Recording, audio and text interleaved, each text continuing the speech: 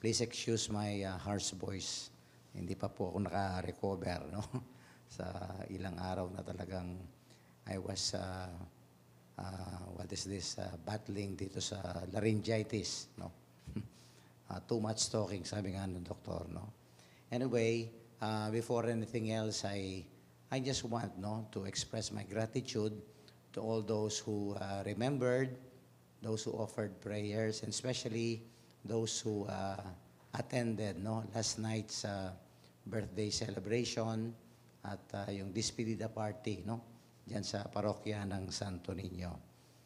Sabi ko nga kahapon sa aking homily, parang ano ito, sweet and sour, bitter sweet. And I think it reflects, no, that life is really a sweet and sour and a bitter sweet. It's really a mixture of happy and sad moments, no? Parang these are two realities that are always intertwined, no, in our human life and in our Christian life, no? Yesterday, of course, because it's a birthday celebration, everybody was happy, but I was approached by an old parishioner, no? Siya po yung member ng apostolado ng Panalangin. Talagang matanda na si Mami. Sabi niya sa akin, alam mo, Father, nalulungkot ako, sabi niya, baka hindi na kita makita kailanman. No? So I just laugh at it, no? Sabi ko, Mami, hindi mangyayari yan, sabi ko sa kanya. Tapos tinawag yung apo niya. Sabi niya sa apo niya, picturean mo kami ni Among. Para pag nami-miss ko si Among, no, makikita ko itong picture namin. No? And sabi ko, Mami, that will not happen, no? Dahil itong ating paghihiwalay, panandalian lang ito. Sabi ko nga, kung nami-miss mo ko, tune in sa 91.9 Bright FM. And of course, sabi ko sa kanya, yung prayers, no? Hindi tayo makakalimot sa isa't isa pag tayo ay connected spiritually through our prayers, no? And I think this is what the Lord today wanted to convey, no, to express using His words today to His disciples. Itong expression na a little while.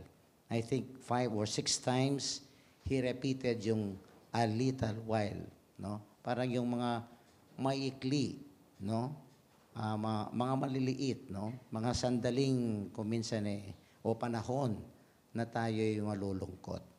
Okay? Ito yung mga little whiles natin sa ating buhay. But I think this expression of the Lord today reminds us that,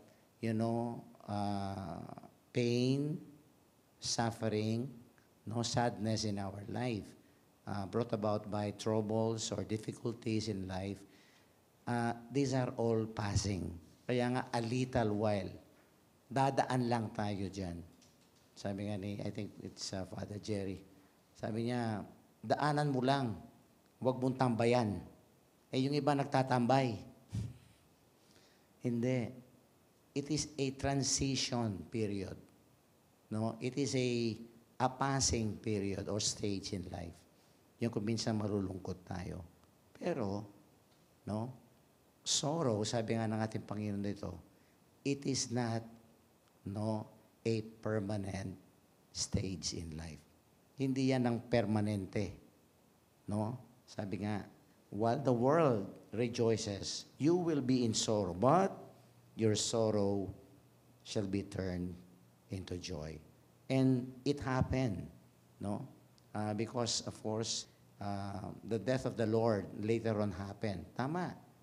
Sila yung nalungkot. It was a lowest moment in the life of the disciples. No? In a little while, they were in pain, sorrow, sadness. Pero, tama yung sinabi ng Panginoon. After 3 days, anong nangyari?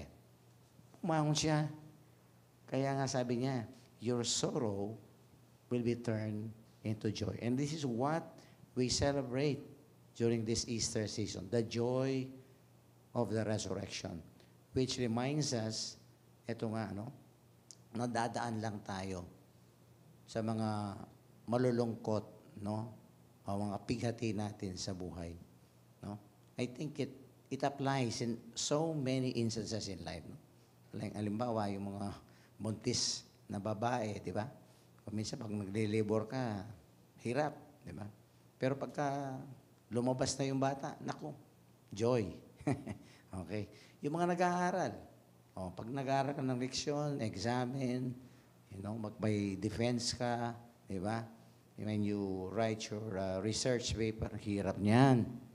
Pero pagka tapos niyan, may graduation. Naku yan. Di ba? Okay, pagliligaw, ganyan yan. No? The hustle and bustle of courting, for example, a loved one. Pero pag nakuha mo yung oo, naku. Di ba? Talagang yung tuwa. And always, no? Pagka yung mga sacrifices na yan, ginawa natin out of love, I will tell you, no? That the joy, no, will overweigh the sorrow or the sadness that we have experienced. Mas malaki daw, sabi ng ating Panginoon, ang tuwa. And I think in Romans 8:18, ito yung rinemind ni St. Paul sa atin. Sabi niya, the sufferings of this world are nothing compared to the glory that is awaiting us. Beautiful. And I think we have to remember those very encouraging and inspiring words from St. Paul. No, wag tayo masyadong matututok sa mga lungkot, no, na dinadaanan natin sa buhay. Passing lang yan. Transition lang yan. A little while, sabi ng ating Panginoon. Konting panahon lang yan. Pero pagkatapos niyan, ito, no, may tuwa. Para kami mga pari ngayon, dahil nga nagre-reshuffle kami, no, malungkot kami for a while. But later on, no, may purpose pala yan. No, I myself, no, because I'm losing a parish community, pero I just thought to myself, maybe the Lord, no, has a higher, a better reason or purpose. Tama, dahil dito sa radio station, yan, ang dami nating na-reach, di ba? Kaya nga sabi ko sa mga parishioner, I am not losing parishioners, but I am adding more parishioners, no? Kaya lang online yung iba. Okay, but at least, no, reaching out to more people, and I think, ito nga, no, God is leading, no, and not only me, but lahat tayo dito sa Radio Apostolate na ito, no, to explore, di ba, better heights, maybe, yung nga, reaching out more people. Ito, kung minsan nalulungkot tayo dahil sa hirap ng ating apostolado, but our sorrow will turn into joy. Ito po ang ating baunin na mensahe ngayon, especially those who are going, no, the little whiles in life, yung transition that we are passing through sorrows, no?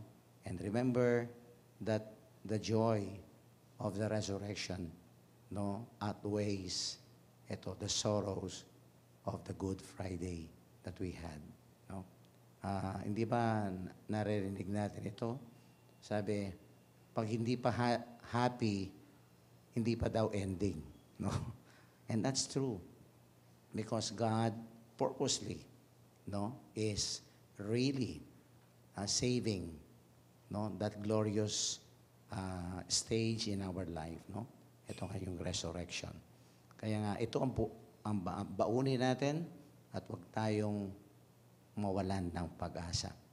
And always remember, with our continuous trust and faith in the Lord, the best is yet to come.